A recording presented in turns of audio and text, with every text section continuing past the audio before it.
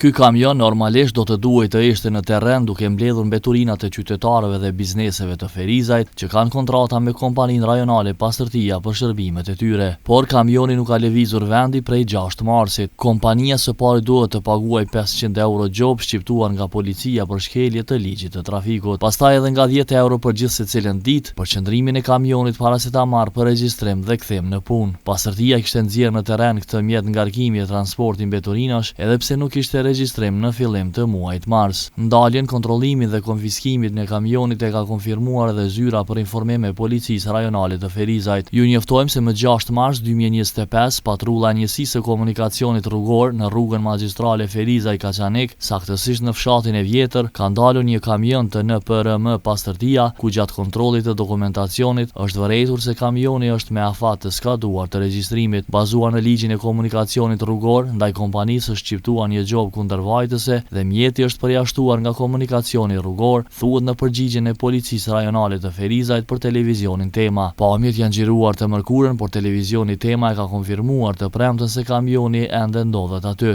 Televizioni ka kontaktuar shefin e operativës në kompaninë Pastërtia Besim Shabani, por thirrjes i është përgjigjur një koleg i tij, duke theksuar se Shabani është i zënë në një takim me palë. Burri që e ka hapur celularin është zotuar se do ta njoftoj Shabanin për kërkesën e Temës për koment, por deri në momentin e përgatitjes së stories për transmetim, televizioni nuk është kontaktuar nga shefi i operativës. Drejtori ekzekutiv i bordit të pastërtisë Basri Syla, ish zyrtar i lartë i AK-s në Ferizaj, kishte deklaruar në fund të vitit të kaluar se raporti i fundit financiar ka treguar se kompania ka pasur vetë paraprak pozitiv në aspektin financiar. Megjithatë, opozita vazhdimisht e akuzon bordin për punësime partijake dhe keq menaxhim. Dhe derisa ndërmarrja rajonale e mbeturinave, ku komuna e Ferizajt ka hisen më të madhe të aksioneve, po përballë viteve të fundit me greva të herë pas hershme akuza për keqpërdorime, kryetari i Ferizajt Hakim Aliu me 2023 nënshkroi tender për rreth 1.6 milion eurosh me një kompani private për pastrimin e disa hapësirave publike, pa përfshirë mbledhjen e mbeturinave të qytetarëve dhe bizneseve, që mbetet sfida më e madhe e mirëmbajtjes së pushtetit lokal.